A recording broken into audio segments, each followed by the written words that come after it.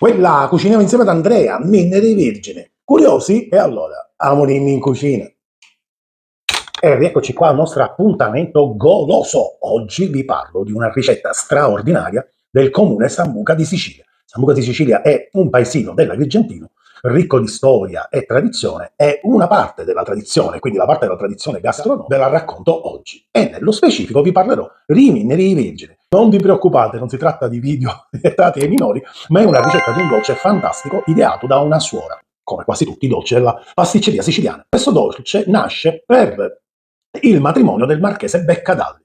Suor Virginia di Roccamenna pensò ad un dolce che potesse in un certo qual modo come dire, rappresentare il territorio, quindi un dolce molto rustico, ma allo stesso tempo voleva che fosse di una bontà incredibile, molto ma molto ricco dal punto di vista del gusto, e creò questo straordinario dolce. Ella racconta ispirandosi alle colline che vedeva affacciandosi dalla sua stanzetta del convento di Sambuca di Sicilia. Dice che invece evocano il seno di una donna. In Sicilia il seno di una donna viene chiamato minna. La storia era lì il nome Minneri Vergini.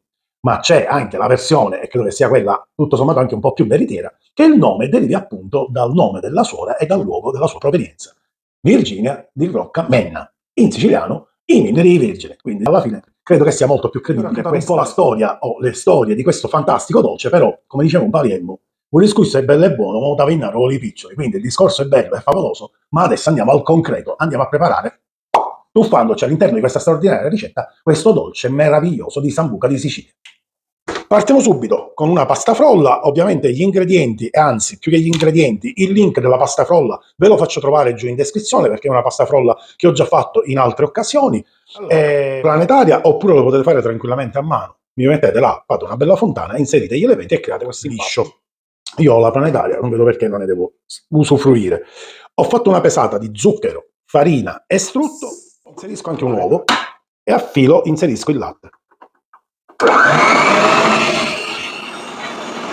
Ok, usciamo l'impasto dalla planetaria, infariniamo un po' il ripiano da lavoro e cominciamo in maniera delicata a definire l'impasto. Quindi lo pellicolo e lo trasferisco in frigorifero un paio d'ore.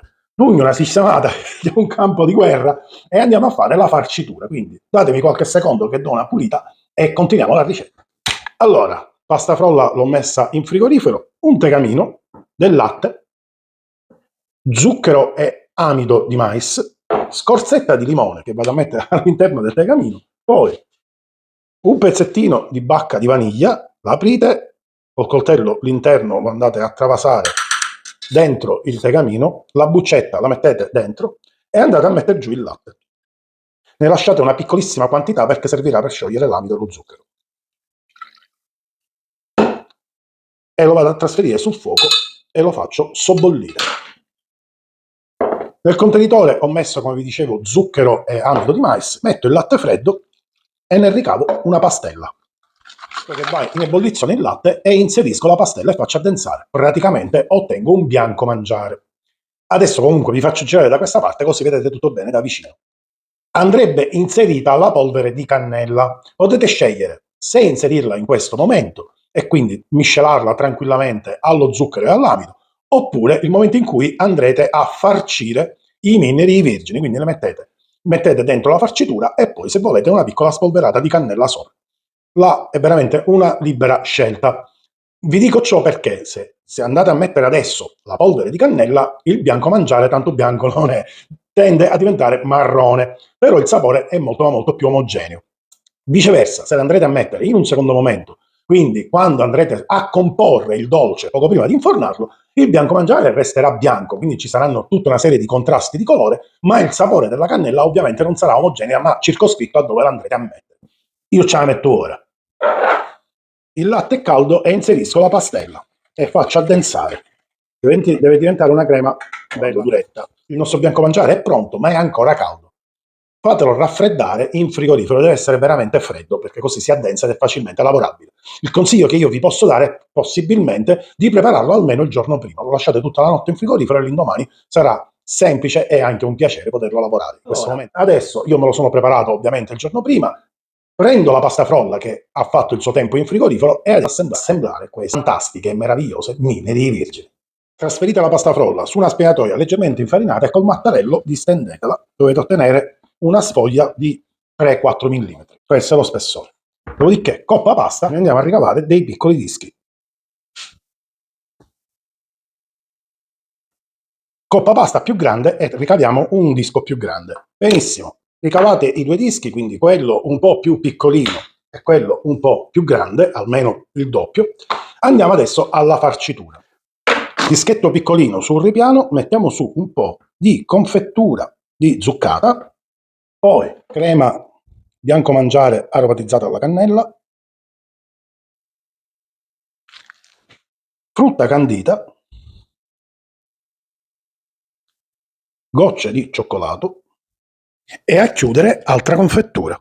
Prendiamo la pasta più larga e la andiamo ad adagiare sopra. E poi con le mani andiamo a chiudere. Sigilliamo per bene il tutto. Il link della confettura di zuccata Oreo Cucuzza lo trovate giù in descrizione. Coppa pasta e togliamo ancora il tutto. Benissimo. Un pezzettino di pasta frolla, andiamo a creare il puppo di una pallina che andiamo ad adagiare al centro, in questo modo di qua. Ed ecco qua perché vengono chiamati anche seno di vergine, perché obiettivamente somiglia tantissimo ad un seno di un avanzo del Gattopardo. Il principe di Salina lo chiama il dolce irriverente. Io certezze non ne ho sull'origine del nome e ve le ho raccontate entrambe, ma di una cosa ho certezza, che si tratta di un dolce buonissimo. Adesso, prima di infornarlo, lo prendo e lo trasferisco in congelatore un 20 minuti. Questo farà sì che i nostri minneri virgini restano belle turgide. Sto cominciando a fare anch'io delle analogie. Questo dolce è veramente irriverente, il principe aveva ragione. Allora cercherò di finire la ricetta. Prendo queste minneri virgini e le trasferisco in congelatore per far sì che restino turgide, perché se le dovessi infornare adesso rischierebbero di collassare sì, e casca giù tutto. Immagino i chirurghi estetici in bancarotta perché le donne che vogliono rifarsi il seno si infileranno dentro i congelatori. Comunque, finiamo l'acqua, tagliamo l'acqua perché sto andando oltre. Allora, dicevo, le prendo il congelatore 20 minuti, così restano turgide, le inforno per evitare appunto che collassino e che caschino. Ci vediamo prima di infornarle perché non riesco ad andare avanti. Forno preriscaldato 210 gradi, 30 minuti. Prima di servire si cospargono con questi confettini di zucchero che vengono chiamati comunemente diavolina.